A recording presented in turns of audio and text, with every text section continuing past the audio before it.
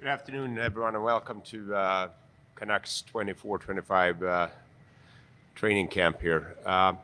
Following players will not participate in day one. Dakota Joshua, Teddy Bluger had a minor surgery on his lower body. Cole McWard had a minor surgery on his lower body. Teddy is probably I would say a week away. Cole McWard would probably be listed as week to week. And Thatcher Demko will not attend day one here. Thatcher will address you guys tomorrow regarding his status here moving forward.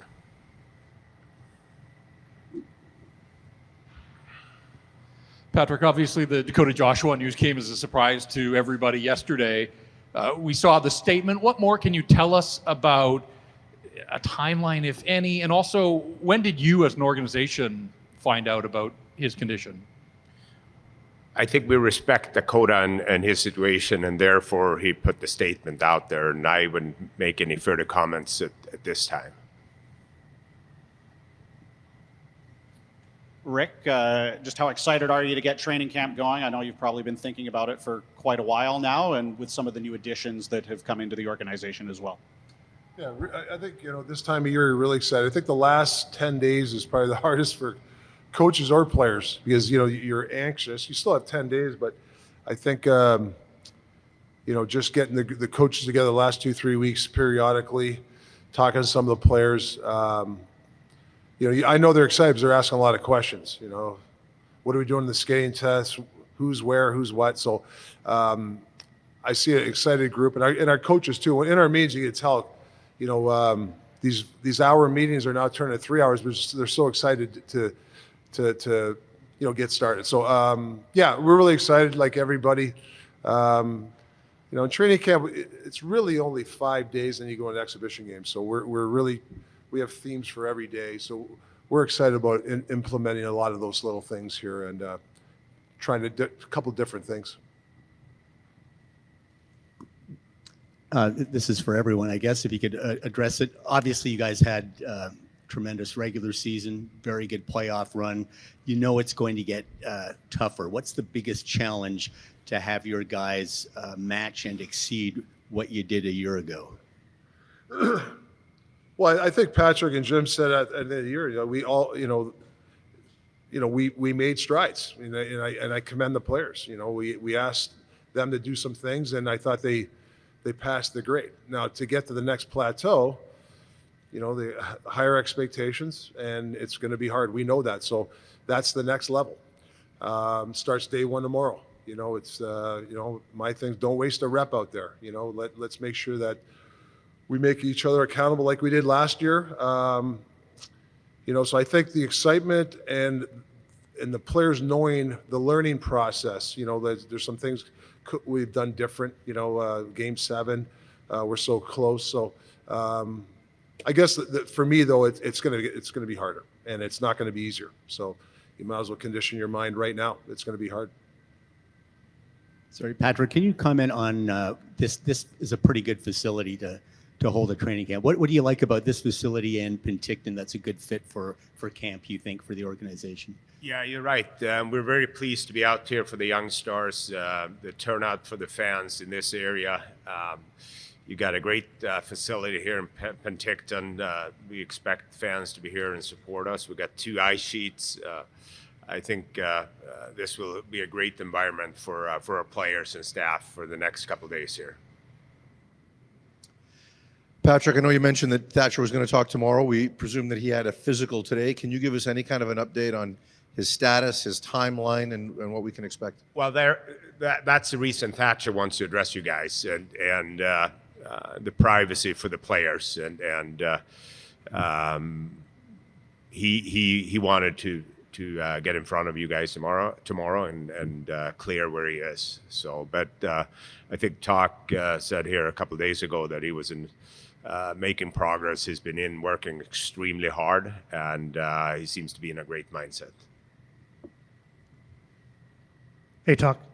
In the evolution of your tenure as Canucks coach, you came in and initially it was almost like back to school, right? It was, we're going to do this. You got to be here. Yeah.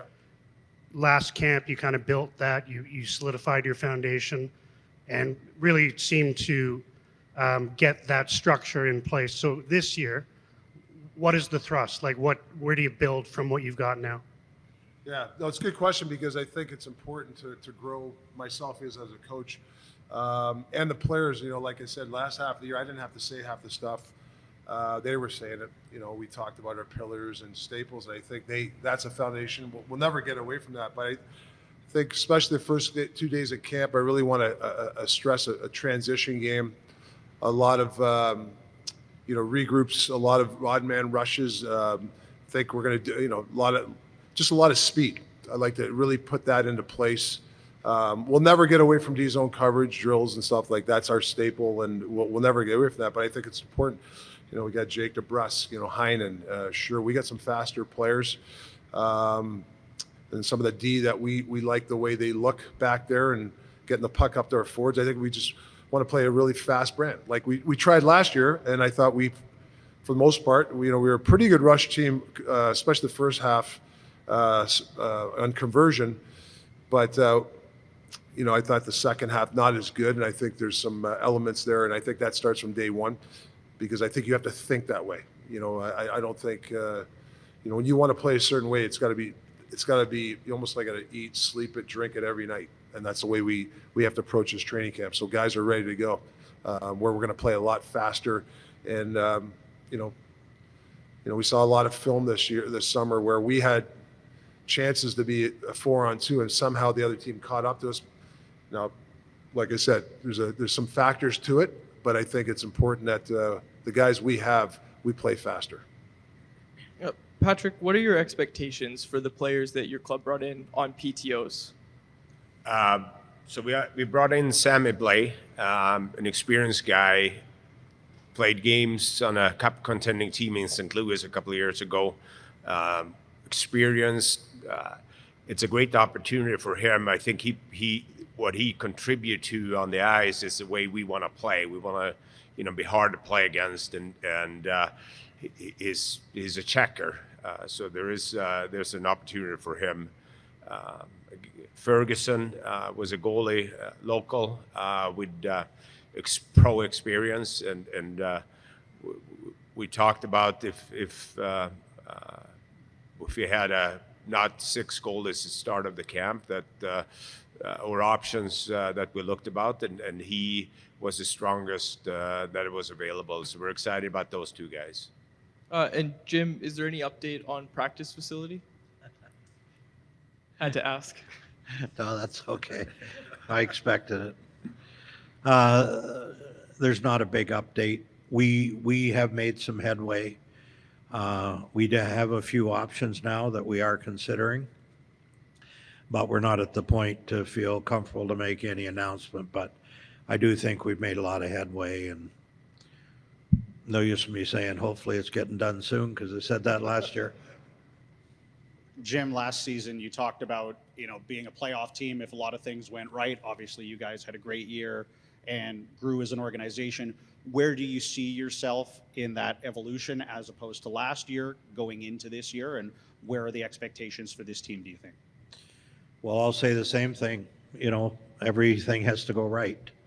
It's like Toc just pointed out, the challenges will be greater, certainly. But I believe that the team that we started with last year, that we have just as good a team to start the season this year as we did last year, and probably better. Now, that's not saying a whole lot, because we have to get to that step at the trade deadline and prepare for playoffs and be a good enough team to contend. So we'll see where this team is as we go along during the season. We get into January, February, make those decisions to what adjustments have to be made. But as long as the team builds off of what they did last year, stick to what the coach is telling them, stick to the system through good times and bad times, this team has a chance to do pretty well. Rick, you mentioned some of the questions that your players have had for you, skating test, the theme, different theme for every day. Would you answer some of those questions for us? For when they were asking these questions? Well, and just in terms of what your plans are for the skating test and what teams are you developing day by day? Well, a lot of the guys have completed the skating test, so that's a good thing. You know, the player with the player union thing, you're allowed to do it before. A lot of guys did it, so that was good. And I'll get some updates to you who did well. I mean, for the most part, I think guys did really well. Asking about, you know, we'll probably dive into special teams a little bit earlier than I think other teams. I think a lot of guys were excited about that. I know Millsy was excited about that, about doing power play a little bit earlier. I think that's important. Even though we have a lot of guys in camp, I think it's important because we got some, you know, even the rookie camp, I really saw some guys make some strides from last year. So it's not, this camps, especially the first five, is just not for the chunk. It's everybody. It's every level. And I really want to see our leaders, especially from the first drill, take over and start the pace. I think last year they did a pretty good job. I think there's another level there. So I need them to do that because we got some really, we spent a lot of time as coaches with these type of different drills, reasons why we're doing these drills to make our team better. So I talked about that. I talked to some of the veterans. Hey, I need you to be ready from the first, you know, the first drill. And, you know, I'm not here to kill the guys. This is not, you know, I'm not like, you know, our coaches, we're not drill sergeants. And the guys know that. It's we educate the players on this camp. There's a reason why, yeah, you got to work hard and we want guys to, you know, bust their ass. But there's a reason why we do these things. You know, we're not doing mountains back and forth for half an hour. I don't believe in that stuff. And I think the players respect that, you know, that we're, there's a partnership with the coaches. And they've shared some stuff over the summer. What we can, hey, should we work on this? So I think that was important. I think the coaches were excited. And if you look at the coaching staff too, you know, I told you guys this before, we're a bunch of teachers out there. You know, we have a bunch of groups where a player can go to any group and get some good feedback. You know, you got the Twins. We just got hired Manny Malhotra, smart guy. You know, obviously footy, hell of a job last year. Yogi, promoted, he's been incredible all summer. I mean, I can go down the list of the teachers we have. Our development staff, spent some time with them the last 3 days. They're great. So I just think for me, this camp is about, and they understand it, is us learning from last year and what we're going to work on our weaknesses, but also work on our strengths, you know, which was without the puck. So that's kind of overall thing about our camp. You mentioned some prospects that stood out to you during your time watching Young Stars. In terms of hitting the ground running and then wanting to have that competitive camp, give guys a look, the education side of it, is that intention? How do you sort of manage that in terms of giving the LeCaramakis, the Baineses of the world a look? Yeah. I watched, I probably watched the game different than some people. I look at some of the elements, like the big Alfred, I was butcher his name, the big Swede there, Alfredson. This guy really impressed me. He was doing stuff last year, and they talked about the development, and I watched what he did, and it was like, oh my God, he went from here to here, getting the puck off the wall, deep delay, body position, did it 3 times. Like last year, I didn't see as much, so that makes you excited. Leonard Mackey, I mean, he's a buzzsaw, great shot. Be anxious to see him play with some good players and see what he can do. I can give you a list. Pedersen on back end, really liked the way he played. This smart guy. So that's what I look for these players and get them in here with these 5 days, especially.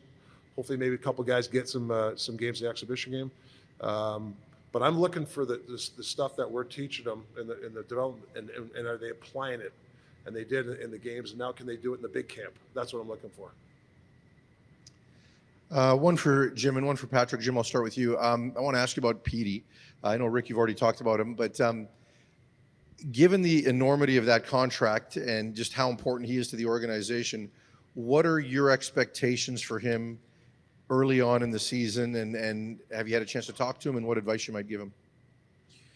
Well, I have talked to him a few times, and I'm really impressed with how he's come back in the off season. He seems to be a guy that's more relaxed and more comfortable, and for obvious reasons. Last year, whether players say they think about their contracts or not, deep down they do. Everybody does, okay? And this is a guy that I believe's worked really hard this summer. He's done everything he can to play as a top line player, and everybody here's seen him play. We all know how good he is. So the expectations for him is to be one of the top players on our team.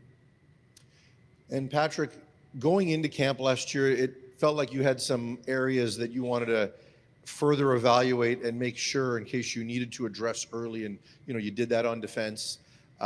Is there an area going into this camp that you feel you need to really take a look at to make sure where you want to be and that you may have to address early?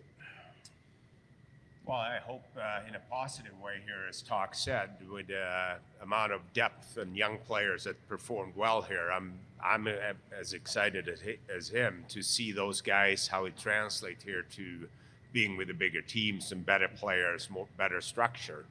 And I think that's why we have training camp here to see our depth players, our young players taking the steps, making decisions hard for Rick and his coaching staff and for myself. But I also believe that sitting here today, we definitely have more depth in the overall part of the organization.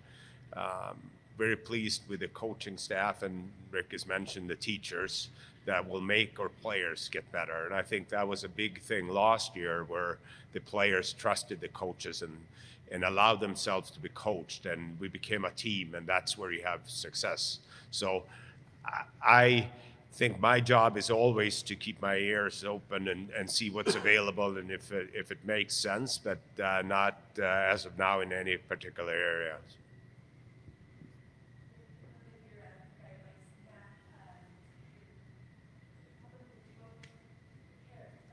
Oh, Paris, yeah.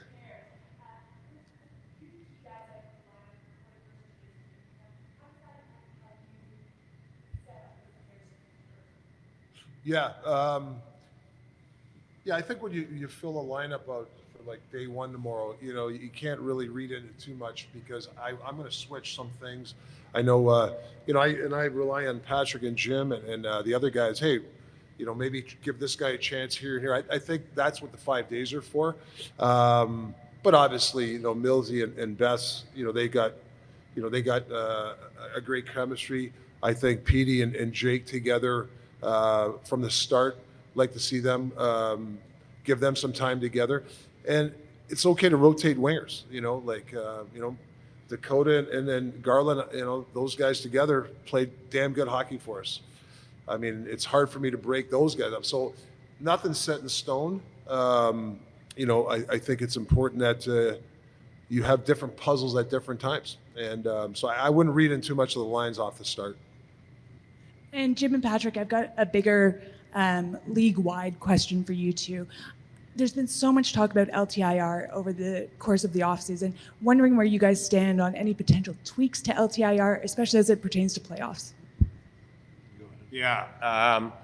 Well, we have Tucker Poolman, obviously, that's is not going to play this year. Our job as a management is to manage our roster cap situation. And as of today, we have different options to not utilize Tucker's contract to put him in the LTIR starting the season.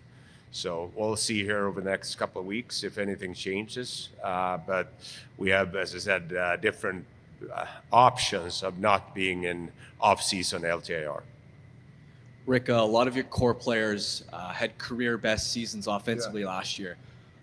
With those core guys, given how strong they were last year, what does the next step kind of look like for them, whether it's on the ice, off the ice? And as a coaching staff, how do you extract more when guys like Brock, Quinn, JT seem to play to the peak of their potential last year? Yeah, for me, it's short-term goals. I mean, they all play terrific for us. I know everybody likes, well, can this guy score? Can this guy, can this guy score 30? Can this guy score? I think if you just go, we worry about training camp, you go from there. They know what they did last year, and they were successful. They came into each day last year, especially at training camp on, And I don't know our record in the sense that I don't think, I think we lost 4 in a row one time, but other than that, we were pretty consistent. I thought that was because those guys could, if we lost the game, I didn't see the frustration from those guys that I did the year before. So can they work on that again this year? Is there another level of not being frustrated if things don't go our way? Yeah, I think that's something they can work on. I think that the practice habits have gotten way better, and that's going to help your personal goals.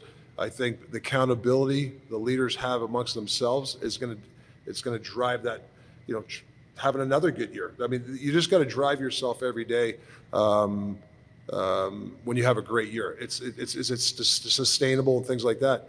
I mean, JT Miller over the last bunch of years, I mean, he's had a lot of points for the Canucks.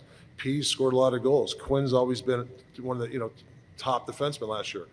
Brock, he can score. So I mean, it's there, and I think you got to keep creating that environment where they can reach those goals, whatever they are. And the main goal is winning. I mean, that's really what it comes down to. Rick, you got some great minutes out of Pius Suter last year in a variety of places, primarily on the wing in the second half. As you look at your depth chart now, is he slotted in as a center to start this season, just given who you've got and who you don't have?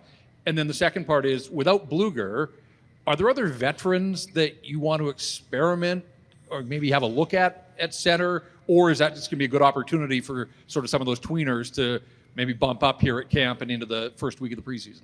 Yeah, the tweeners, I say, we want them to push. And I've seen some guys in the rookie camp. Even I've heard even in the skates that these guys are looking really good. So, Pius right now, I mean, he'd be a center for us. That's why he's a smart guy. I think he scored 15 plus goals last year. He, we need that up the middle hockey IQ, and he has that. As it shakes out now, but the luxury that we have down the road, if anything ever happens, he's a hybrid. I mean, JT's a hybrid. Petey can be a hybrid sometimes. So we're lucky to have that. Teddy can play the wing. So we like that fact that centers can play wings if it happens down the road. But right now, I have him at center. Question for Jim, and then question for Patrik. Jim, travel has always been a big conversation in Vancouver. The Canucks are usually one of the more travel teams based off kilometers. This year, you guys rank around the middle when it comes to total kilometers projected for the season. So how important was it to ensure that, you guys aren't going on these massive long road trips and keeping the travel down this year? Well, you kind of get caught in between because the coach likes to go on so many games and road trips, and so we have that as a guideline. But the fact of the matter is, the way the road trips were set up last year, that's what cut down the travel. And so we haven't done an analysis on our schedule this year, but our travel will be cut down again. We're certainly not going to be one of the highest mileage kilometer team. Sorry, I'm in Canada. So we're hoping to be in the middle again. And for Patrik, the organization brought in a lot of players at the NHL level, but also at the AHL level. So how important is it to have that level of competition at the AHL level for a lot of your young guys, even if it does force some maybe prospects down to the ECHL for stints during the season? Yeah, I think it's extremely important for the whole organizations to have competition, and we believe that the young players need leadership from experienced character players here, and very fortunate with the job Ryan Johnson have done with Abbotsford, and the affiliation we have with Kalamazoo had worked really well, bringing in some of the guys on American League contracts and giving them an opportunity to grow, and hopefully that down the road translate into NHL contract. I think our coaching staff in Abbotsford have done a tremendous job here in a short period of time at the rookie tournament, implementing the system in the drills that Manny was part of the coaches summit this summer, and with our development staff, Michael Samuelson and Michael Masaryk being around too, it's been pleasant to watch them over the last couple of days here. Rick, at the end of last season, you told us that you were going to look at your system and see if there are any tweaks you can make to potentially create more offense. Heading into this year, do you see your team playing a more open style of play? Yeah, I think it's not so much. It's not like brain surgery. We're trying to reinvent the wheel, but there are stuff that I think, especially off the rush or off our breakouts, where we can attack better. And I think we've done a good dive into it. We got some good video for the players. We got some good drills. I don't want to bore you guys exactly what it is, but a lot of times we're not getting the puck in the middle enough, and we're only having a certain chunk of players middle driving enough. So I think if you do that, I think if we get our D up in the play a little bit more, not just Hughes, that'll help. But our breakouts are really good. It's just that we're not, like I said, you guys, sometimes we break out and we're ahead of everybody, but somehow the other team catches up to it. And I don't think it's the other team's faster. I think sometimes we play a little bit safer. Guys are just content and chipping a puck in. Because we were one of the best teams, forechecking teams, especially on a same side ship. But I think there's more weak side plays for us. And I think that's on me to get the players to do that and, give them a playbook when it comes to that. So I expect a lot of myself to get some of this information to these guys, especially early, so we can apply it and do a lot of reps with it.